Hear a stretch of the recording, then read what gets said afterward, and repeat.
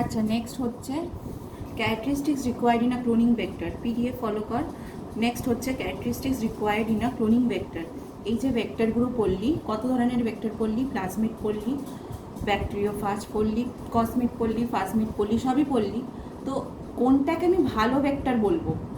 Vector কিসের জন্য? আমার ফরেন ডিএনএটাকেও মাথায় করে নিয়ে অন্য ব্যাকটেরিয়াল সেলে ট্রান্সফার করবে। বাট সে তো অনেক ধরনের কুলি হতে পারে, অনেক ধরনের ভেক্টর হতে পারে। তো কোন ভেক্টরটাকে আমি প্রেফার করব? ভালো কাকে বলবো?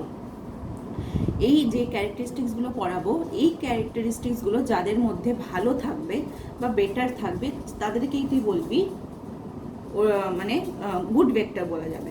ঠিক আছে? প্রথমত অরিজিন অফ রেপ্লিকেশন। প্রথমত প্রত্যেকটা ভেক্টর যদি আমি যদি এখন প্লাজমিডই যদি ধরি, একটা প্লাজমিডই ধরি, প্রত্যেকটা ভেক্টরের মধ্যে অরিজিন অফ রেপ্লিকেশন থাকতে হবে। আমি আগের দিনও বলেছি, অরিজিন অফ রেপ্লিকেশন বলে একটা পোর্শন থাকে। অরিজিন অফ রেপ্লিকেশন বলে একটা পোর্শন থাকে, যেটা কি করে? রেপ্লিকেশনটাকে ইনিশিয়েট করে। আচ্ছা, রেপ্লিকেশনটাকে ইনিশিয়েটে করে কেন? রেপ্লিকেশনটাকে ইনিশিয়েট করে কেন?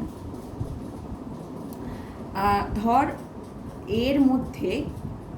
এর মধ্যে কিছু কিছু বাইন্ডিং সাইট আছে, এর মধ্যে কিছু কিছু জায়গা আছে যেখানে একটা পার্টিকুলার ধরনের প্রোটিন এসে বাইন্ড করে, হেলিকেজ।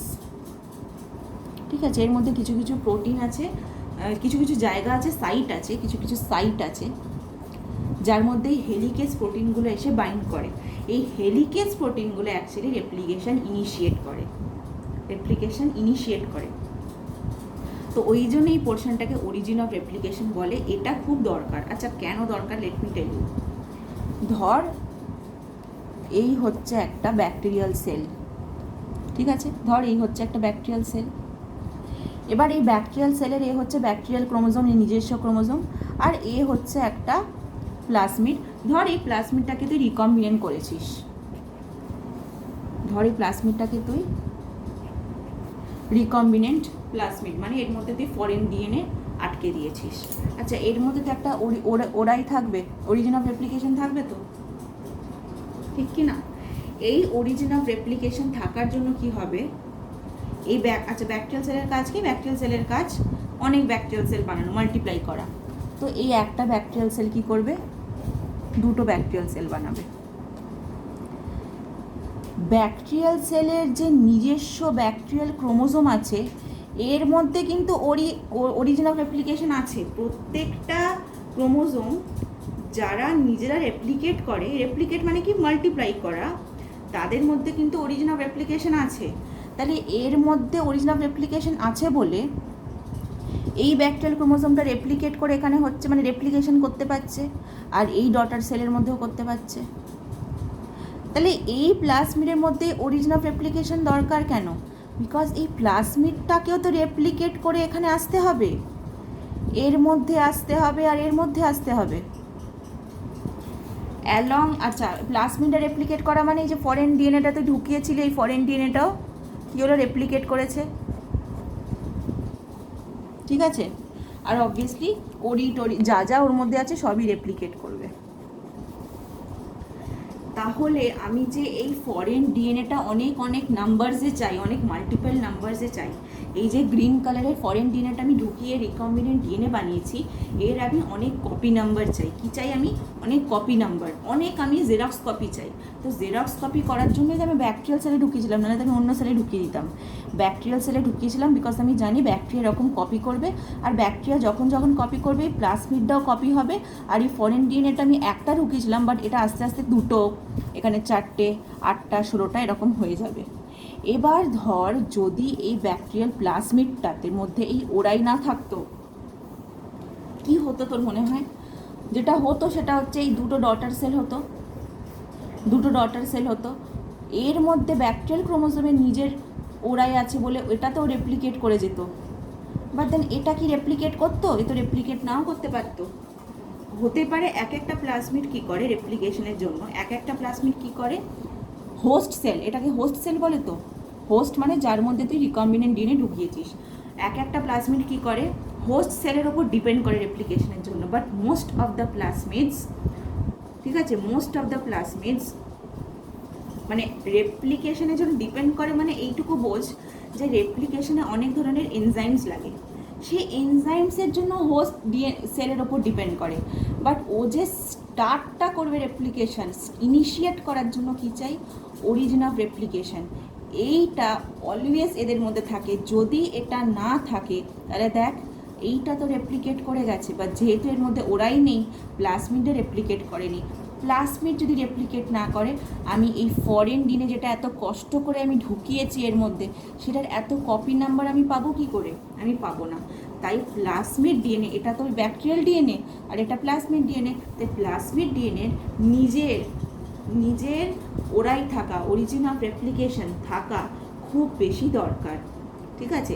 এবার একটা জিনিস আছে তোদের বইতে, একটা জিনিস আছে রিল্যাক্সড রেপ্লিকেশন কন্ট্রোল বা রিল্যাক্সড রেপ্লিকেশন কন্ট্রোল। এই কথাটার মানে কি? ঠিক আছে, এই কথাটার মানে হচ্ছে কিছু কিছু প্লাজমিড ইনিশিয়েট করার জন্যেও হোস্ট ডিএনএর ওপর ডিপেন্ড করে, মানে হতে পারে ওদের ওরাইটা নেই, ঠিক আছে, হতে পারে ওদের মধ্যে ওরাইটা নেই,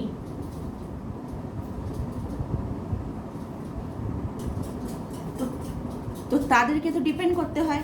কিন্তু রিল্যাক্সড রেপ্লিকেশন কন্ট্রোল থাকা মানে ও সেলফ ডিপেন্ডেন্ট, মানে ওর মধ্যে ওর নিজের ওরাই আছে, অরিজিন অফ রেপ্লিকেশন আছে, যার জন্য ও কারোর ওপর ডিপেন্ড করে নেই। ও রেপ্লিকেশন ইনিশিয়েট করার জন্য ও নিজেই যথেষ্ট, সেটাকে বলা হয় রিল্যাক্সড রেপ্লিকেশন কন্ট্রোল। মোরওভার ওরাই অরিজিন অফ রেপ্লিকেশন থাকলে কপি নাম্বারের একটা হিসাবও থাকে, যে কতগুলো কপি হচ্ছে সেটার একটা হিসাব থাকে। আচ্ছা, আমি বই থেকে একবার পড়ছি, বই থেকে, আচ্ছা হ্যাঁ, আমার পিডিএফে একটা জিনিস লেখা আছে, দেখ, যে conversely plasmids that can initiate DNA replication independently of the host initiation proteins are set to be under relaxed control. মানে যারা নিজেরা ইনিশিয়েট করতে পারে, অন্য কারোর ওপর ইনিশিয়েশনের জন্য ডিপেন্ড করে নেই, তাদেরকে বলা হয় রিল্যাক্সড কন্ট্রোল। ওরাও ডিপেন্ড করে হোস্ট ডিএনএর ওপর, ওরাও ডিপেন্ড করে, কিন্তু কিসের জন্য? শুধুমাত্র ইলংগেশন অ্যান্ড টার্মিনেশনের জন্য, মানে রেপ্লিকেশন শুরু নিজেরা করে দেয়। এবার রেপ্লিকেশন করা মানে ডিএনএটাকে তো লম্বা করা, তো এটার জন্য হয়তো ডিপেন্ড করে, বা ডিএনএ লম্বা করার বন্ধ করে দেওয়া, সেটাকে টার্মিনেশন বলে, এন্ড করে দেওয়া, সেটার ওপর ডিপেন্ড করে হোস্টের ওপর। কিন্তু শুরুটা, ইনিশিয়েট করাটা ও ডিপেন্ড করে না, ইনিশিয়েট এই ওরাই দিয়েই হয়ে যায়। তাদেরকে বলা হয়, ওদের কি আছে? Relaxed replication control. বইতে দেখ, আমি পড়ছি, একবার বইতে দেখ, অরিজিন, এটা পেজ নাম্বার 586-এ, ঠিক আছে, 586-এ ক্যারেক্টারিস্টিক্স অফ ক্লোনিং ভেক্টরে দেখ, a cloning vector needs to have the following features.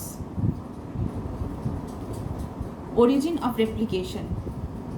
The origin of replication is the unique sequence of nitrogenous bases. আচ্ছা, origin of replication কি? এটাও সেই base A T G G C A, হয়তো এইটা থাকলে তবে ও অরিজিন অফ রেপ্লিকেশন ওর মধ্যে আছে, মানে তবেও হয়তো রেপ্লিকেট করা নিজে ইনিশিয়েট করতে পারবে। তো এটা একটা পার্টিকুলার সিকোয়েন্স, সেই বেসগুলো মনে আছে তো, adenine, guanine, cytosine, thymine.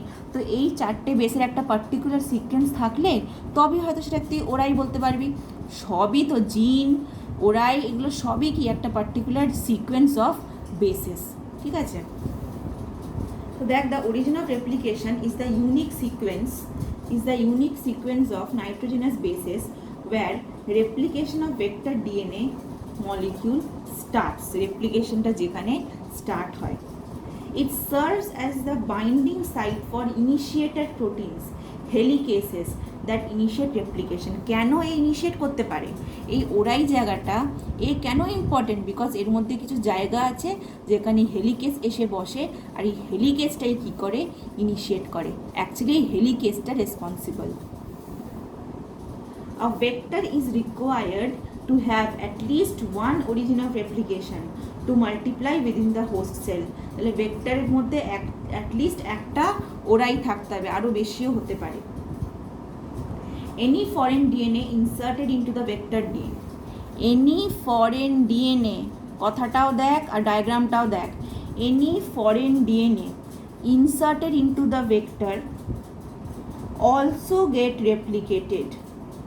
Along with vector DNA. Vector DNA, এটা ভেক্টর, ভেক্টর ডিএনএ রেপ্লিকেট করছে, তার সাথে এই গ্রিন কালারের ফরেন ডিএনএটাও রেপ্লিকেট করছে। The origin of replication is also responsible for controlling the copy number of recombinant DNA. The cloning vectors contain relaxed replication control so that they are able to produce multiple copies of each recombinant DNA. এটা তো আমি বললাম relax replication কন্ট্রোলটা, ঠিক আছে। তো first পয়েন্টটা ডান। Second পয়েন্টটা দেখ, সিলেক্টেবল মার্কার। সেকেন্ড পয়েন্টটা হচ্ছে সিলেক্টেবল মার্কার। এটা কি? এটা আমি হচ্ছে এটা যখন আমার যে পিডিএফের প্রথম যে ছবিটা আছে যেখানে এএমপি আছে, এএমপি, আর আমি বলেছিলাম এটা অ্যাম্পিসিলিন জিনের জন্য রেসপন্সিবল, এইটাকেই বলা হয় সিলেক্টেবল মার্কার, ঠিক আছে। আমি প্রথমে এটা একটা ডায়াগ্রাম ছবি দিয়ে বুঝিয়ে দিয়ে একটা এক্সাম্পল দিয়ে তারপরে আমি বইতে যাব, ঠিক আছে।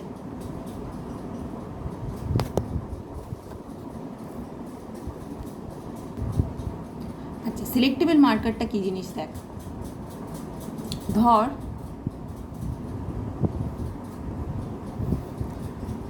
এটা একটা প্লাজমিড, এটা একটা ভেক্টর, ঠিক আছে। এই ভেক্টর ইউজ করে আমি এর মধ্যে আমার ফরেন ডিএনএ বা আমার জিন অফ ইন্টারেস্ট বলতে পারিস বা আমার ডিজায়ার ডিএনএ বলতে পারিস, যাই বলিস, এটার মধ্যে ঢুকিয়ে আমি তারপরে এটাকে কিসের মধ্যে ঢোকাবো?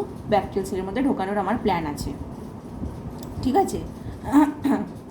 কিন্তু তোকে একটা জিনিস বুঝতে হবে, আমি প্রথমে এই জিনিসটা বুঝতে হবে সিলেক্টেবল মার্কার বোঝার জন্য। ধর আমি জিন অফ ইন্টারেস্টটা, ধর আমি এই যে জিন অফ ইন্টারেস্ট আছে,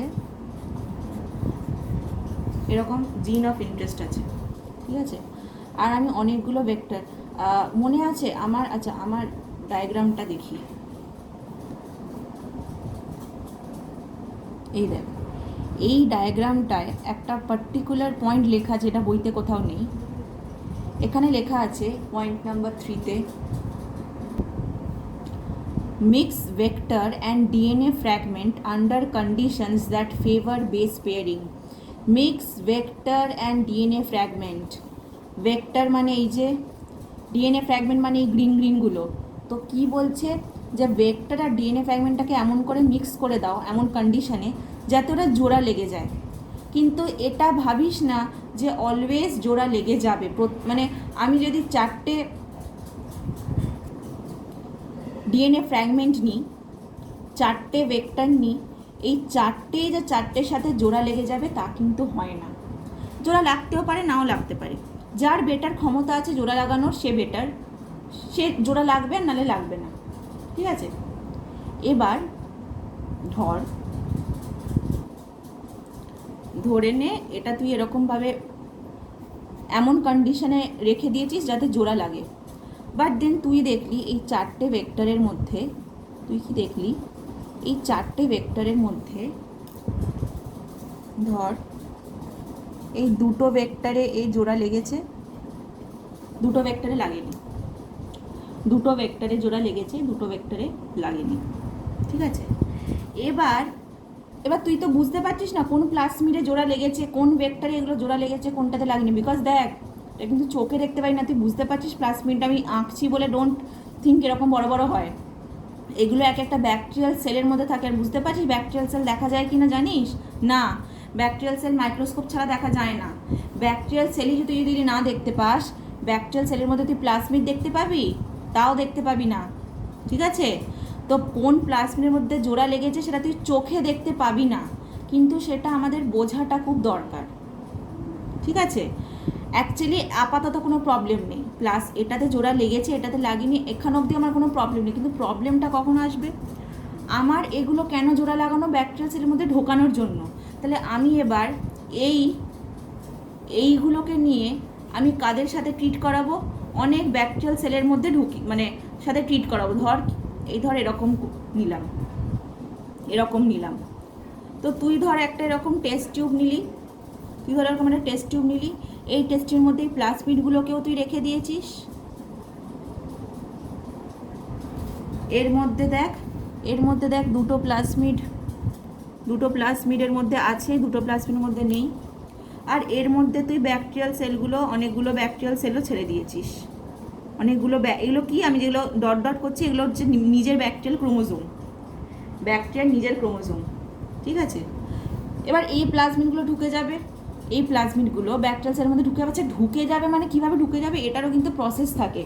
ব্যাকটেরিয়াল সেলের মধ্যে প্লাজমিড ঢুকানোরও প্রসেস আছে, সেটা হয়তো তোদের পরে কোন পাতায় বেশ আছে আমার খেয়াল নেই, ঢোকানোরও প্রসেস আছে, ঠিক আছে। যাই হোক, ওটা এখন ডিটেলসে যেতে হবে না, ঢুকে যাবে। ঢুকলো, তাহলে এই ব্যাকটেরিয়াল সেলের এই হচ্ছে তোর ব্যাকটেরিয়াল নিজের ডিএনএ, আর এই প্লাজমিডগুলো ঢোকার পর ধর এরকম দেখালো। তাহলে এই যে তোর এর মধ্যে আর এর মধ্যে তাহলে এই দুটো আছে, আর বাকি দুটোর মধ্যে নেই। আচ্ছা, এই দুটো তো তাহলে নর্মাল ব্যাকটেরিয়াল সেল হয়ে গেল, এর মধ্যে কি কিছু স্পেশাল কিছু আছে? এগুলো স্পেশাল কিছু? নর্মাল প্লাজমিড এদের মধ্যে ঢুকে গেছে, আমার যে জিন অফ ইন্টারেস্ট সেটাই ঢোকেনি। আমার যদি জিন অফ ইন্টারেস্ট না ঢোকে, কোনো কাজের এগুলো, কোনো কাজের নয়, আমার কাজের এগুলো। বাট আমি বুঝবো কী করে কোনটার মধ্যে আছে কোনটার মধ্যে নেই? এই বোঝাটা খুব মুশকিল হয়ে যায়, যার জন্য কি করা হয় এক এক সময় জিন অফ ইন্টারেস্টের সাথে কিছু এমন জিন দিয়ে দেওয়া হয় যেগুলোর মধ্যে পার্টিকুলার কোনো অ্যান্টিবায়োটিক রেজিস্ট্যান্স আছে। ধর এই পিঙ্ক এই জিনগুলোর মধ্যে অ্যাম্পিসিলিন রেজিস্ট্যান্স আছে। কি সিলিন? অ্যাম্পিসিলিন একটা টাইপ অফ অ্যান্টিবায়োটিক, ঠিক আছে। এবার তুই ধরে নে এটার সাথে, আচ্ছা নাহলে এটা না হলে ইগনোর কর। এগুলো অ্যাকচুয়ালি আমি বাইরে থেকে সিলেক্টেবল মার্কার ঢোকাচ্ছি, এটাও ইনফ্যাক্ট করা যায়, বাইরে থেকে সিলেক্টেবল মার্কারও ঢোকানো যায়। বাট তোদের বইতে এখন আমি এটাতে যাব না, বিকজ তোদের বইতে আছে সিলেক্টেবল মার্কারে লেখা the vector should contain a selectable marker. Actually এরকম সিলেক্টেবল, আচ্ছা আমি যেটা বলতে শুরু করেছি বলেই দিই। এক এক সময় কী করা হয়, এই জিন অফ ইন্টারেস্টের সাথে সিলেক্টেবল মার্কার এরকম করে জুড়ে দেওয়া হয়, ঠিক আছে। এমনভাবে সিলেক্টেড মার্কার নেওয়া হয় যে এই দুটো কি কমপ্লিমেন্টারি হয়, মানে যেখানে যেখানে জিন অফ ইন্টারেস্ট ঢুকবে সেখানে সিলেক্টেবল মার্কারও ঢুকবে। এটাও করা হয়, এটা তোদের বইতে নেই, বাট আমি এটা শুনে নিই। যেখানে যেখানে জিন অফ ইন্টারেস্ট ঢুকবে সেখানে আপনি সিলেক্টেবল মার্কার ঢুকবে। আর সিলেক্টেবল মার্কার কি? তোর অ্যান্টিবায়োটিক রেজিস্ট্যান্স। তো আমি যদি এখানে জিন অফ ইন্টারেস্ট ঢুকে থাকে, তাহলে এর সাথে তো সিলেক্টেবল মার্কারও ঢুকবে, এবার তুই যদি এই চারটে ব্যাকটেরিয়াল সেলকে তুই এমন একটা প্লেটে রাখিস যেখানে কি আছে, যেখানে আছে অ্যাম্পিসিলিন। তুই যদি এই চারটে সেলকে এমন একটা প্লেটে রাখিস যেখানে আসে অ্যাম্পিসিলিন, কি মনে হয় এদের কাছে কি অ্যাম্পিসিলিন রেজিস্ট্যান্স জিন আছে? নেই, এরা মরে যাবে। এদের দুজনের কাছে অ্যাম্পিসিলিন রেজিস্ট্যান্স জিন আছে? হ্যাঁ আছে, এরা দুজনে বেঁচে যাবে। আমি বুঝে যাব এখান থেকে যে এদের দুজনের মধ্যেই জিন অফ ইন্টারেস্ট, যেটা গ্রিন কালারের, এটা আছে। Because Y? আমার জিন অফ ইন্টারেস্টের সাথে অ্যাম্পিসিলিন লেগে আছে, এরকম আটকে আছে। যেখানে জিন অফ ইন্টারেস্ট যাবে সেখানে অ্যাম্পিসিলিন রেজিস্ট্যান্সও যাবে। তো যেখানে যে রেজিস্ট করতে পারবে তাদের মধ্যে জিন অফ ইন্টারেস্টও থাকবে। এটা একটা মেথড, কিন্তু এটা তোদের বইতে নেই। তোদের বইতে বাইরে থেকে সিলেক্টেবল মার্কার ঢোকাচ্ছে না। তোদের যেটা বলেছে সেটাও হতে পারে যে প্রত্যেকটা প্লাজমিডে তো নিজেদের থাকেই সিলেক্টেবল মার্কার, তো সেটা কীভাবে ইউজ করা হয় আমি সেটা বোঝাচ্ছি। দাঁড়া, যেটা তোদের বইতে আছে সেটা কি আছে দেখ। ধর এই হচ্ছে আমার একটা প্লাজমিড, ঠিক আছে। বেশিরভাগ প্লাজমিডে অ্যান্টিবায়োটিক রেজিস্ট্যান্স জিন থাকে, কিন্তু নাও থাকতে পারে। বেশিরভাগ প্লাজমিডে থাকে কিন্তু নাও থাকতে পারে, ঠিক আছে। এই প্লাজমিডে যদি আমার অ্যান্টিবায়োটিক রেজিস্ট্যান্স জিন থাকে তাহলে এরকম দেখতে লাগবে। আর এমন একটা প্লাজমিড যার মধ্যে অ্যান্টিবায়োটিক রেজিস্ট্যান্স জিন নেই, তাকে এরকম দেখতে লাগবে। বাদ বাকি অরিজিন অফ রেপ্লিকেশন এসব কিন্তু আছেই, আমি আঁকছি না বারবার, এগুলো আছেই, এর মধ্যেও আছে এর মধ্যেও আছে, বাট আমি শুধু অ্যাম্পিসিলিন রেজিস্ট্যান্স জিনটা আঁকছি। এর মধ্যে অ্যাম্পিসিলিন রেজিস্ট্যান্স জিন আছে, তাহলে এ অ্যান্টিবায়োটিকটা রেজিস্ট করতে পারবে, বেঁচে যাবে, এ পারবে না। ঠিক আছে, এবার আসছে ভাসতে ভাসতে আমার জিন অফ ইন্টারেস্ট। তুই তো টেস্ট টিউবে রেখেছিলি অনেকগুলো প্লাজমিড আর অনেকগুলো জিন অফ ইন্টারেস্ট, কে কার সাথে লাগবে তুই জানিস না, এ এর সাথে লাগবে কি এ এর সাথে লাগবে তুই জানিস না। কিন্তু আমরা রেস্ট্রিকশন এনজাইম, মনে আছে রেস্ট্রিকশন এনজাইম কি হয়, জিন অফ ইন্টারেস্ট আর প্লাজমিডকে একই জায়গায় কাটে, এমনভাবে কাটে যে দুটো পাশাপাশি বসে, মনে আছে কি সেটা? আমি এমনই রেস্ট্রিকশন এনজাইম দিয়ে কাটবো, জিন অফ ইন্টারেস্টটাকে আমি এমনই রেস্ট্রিকশন এনজাইম দিয়ে এখানটা কাটবো আর এখানটা কাটবো। এখানটা কেন কাটবো? যাতে এটা এখানে ঢুকতে পারে, এমনভাবে কাটবো যে এ এই এন্ডটা আর এর এন্ডটা কমপ্লিমেন্টারি। কমপ্লিমেন্টারি মানে কি, এর এন্ডটা will allow this end of the gene of interest to get integrated.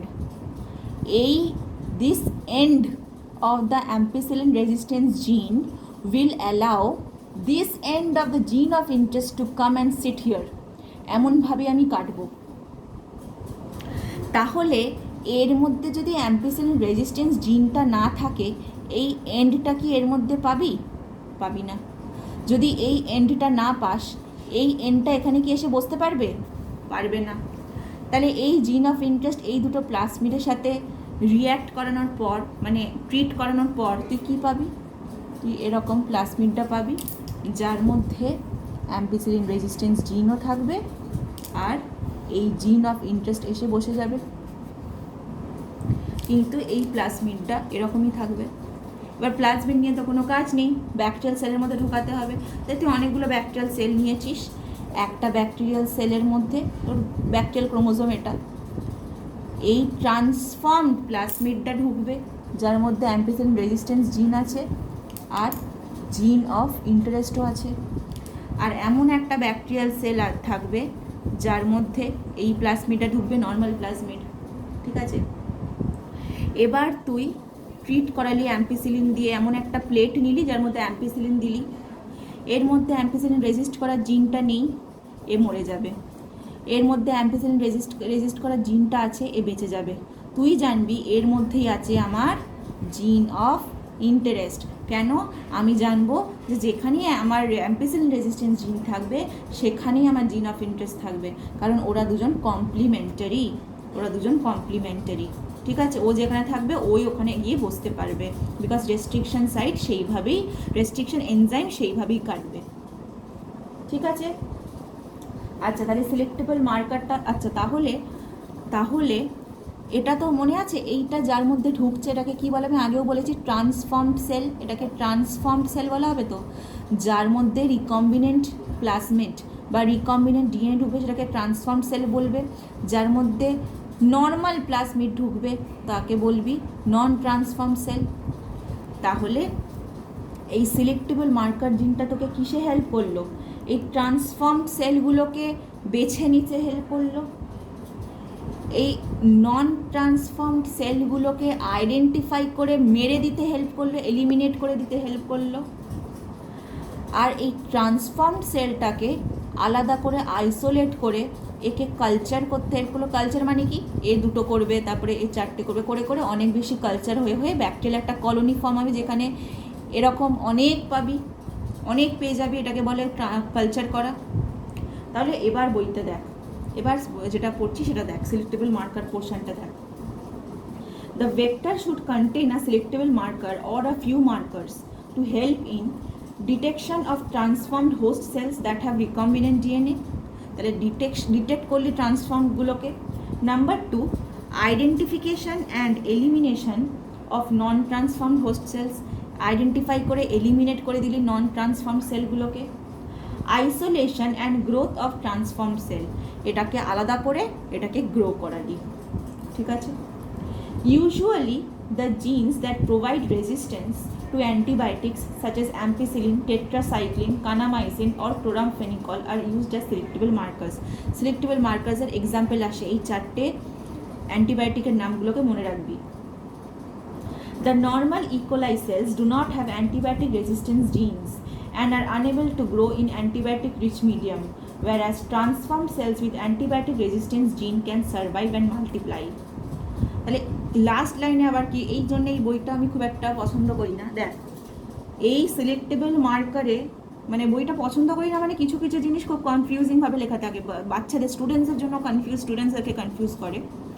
Selectable মার্কারের প্রথম লাইনে কি লেখা আছে? The vector should contain a selectable marker. এখানে you are getting an impression যে ভেক্টরের মধ্যে অলরেডি আছে, যেটা আমি এক্ষুনি বোঝালাম, ভেক্টরের মধ্যে অলরেডি আছে।